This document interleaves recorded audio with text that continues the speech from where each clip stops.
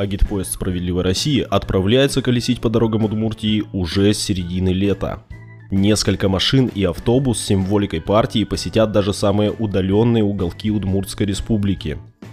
По прибытии агитпоезда в населенный пункт жители смогут пройти первичный медицинский осмотр, сдать кровь на холестерин, измерить давление и узнать индекс массы тела.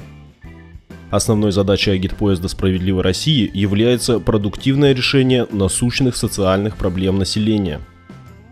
Квалифицированные юристы будут вести прием граждан по интересующим их вопросам и найдут выход из любой проблемной ситуации, помогут грамотно составить заявление или обращение в соответствующие государственные инстанции.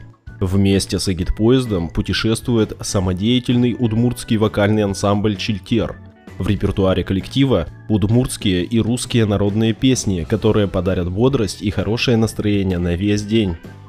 Следите за маршрутом агитпоезда на сайте Удмуртского отделения «Справедливой России» и встречайте его в своем населенном пункте.